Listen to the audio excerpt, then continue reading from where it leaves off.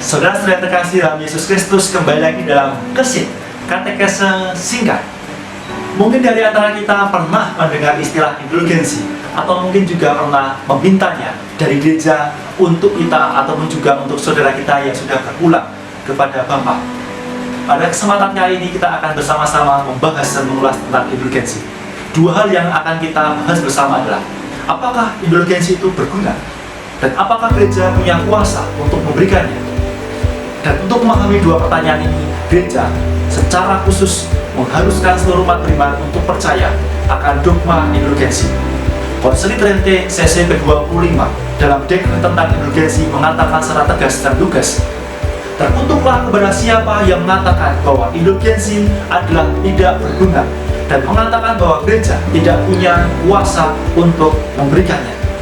Hasil Konsili Trente sesi ke-25 dekret tentang indulgensi ini, kita bisa memahami bahwa gereja mengingatkan kepada kita akan indulgensi, bahwa indulgensi itu berguna bagi keselamatan kita, dan lebih dari itu, gereja pun punya kuasa untuk memberikannya. Agar kita lebih mudah untuk memahami hasil konsili ini, kita perlu melihat dan juga memahami dasar-dasarnya.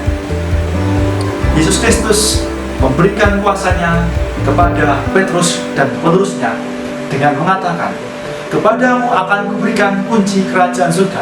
Apa yang kamu ikat di dunia ini akan terikat di surga, dan apa yang kamu lepaskan di dunia ini akan terlepas di surga." Dan kata-kata ini bisa kita lihat dalam Matius bab 16 ayat 19.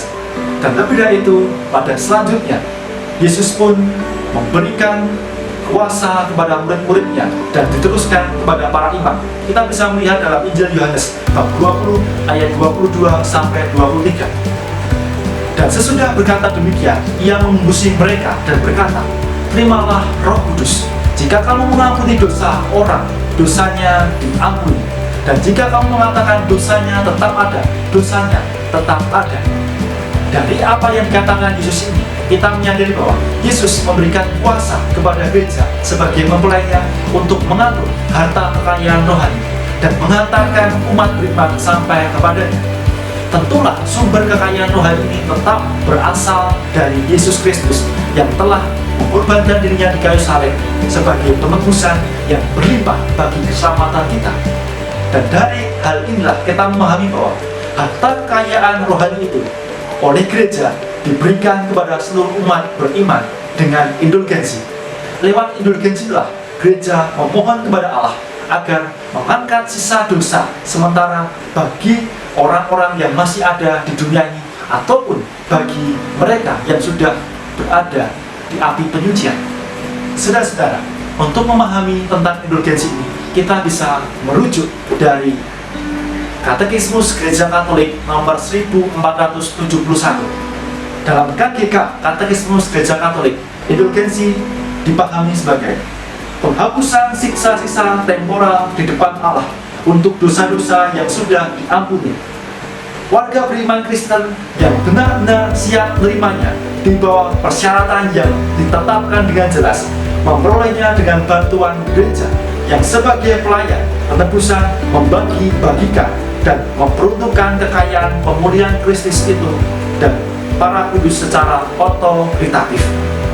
Ada indulgensi sebagian atau seluruhnya, bergantung dari apakah ia membebaskan dari siksa dosa temporal itu untuk sebagian atau seluruhnya. Indulgensi dapat diperuntukkan bagi orang hidup dan orang mati. Dari definisi dalam Katekismus Gereja Katolik ini, kita bisa menyimpulkan beberapa hal. Pertama, indulgensi tidak dapat mengubah keputusan Allah bagi orang-orang yang berada di siksa dosa abadi atau neraka. Indulgensi hanya bisa diterapkan bagi mereka yang masih hidup di dunia ini atau bagi jiwa-jiwa yang ada di api penyucian. Dengan indulgensi ini, orang-orang yang masih hidup di dunia ini dapat dihindari dari siksa dosa sementara api penyucian. Yang kedua, indulgensi mensyaratkan dosa-dosa yang sudah diampuni dan bukan dosa yang akan datang. Ini berarti bahwa pada waktu kita melakukan dosa, berarti kita pun membutuhkan indulgensi untuk penebusan siksa dosa temporal kita. Dan yang ketiga, hanya mereka yang telah dibaptis dan tidak terkena halangan, khususnya ekskomunikasi, mereka lah yang bisa menerima dan memohon indulgensi dari gereja. Maka saudara-saudara, dengan indulgensi itulah kita mampu diberikan rahmat sehingga kita bisa terbebas dan terhindarkan dari siksa dosa sementara. Disinilah saya mengajak saudara untuk semakin mempercayai tentang dogma indulgensi dan memohon dari gereja supaya gereja pun memberikan rahmat indulgensi bagi keselamatan kita, sehingga kita pun bisa bersatu dengan Allah sendiri dalam kerajaannya pada akhir hayat kita.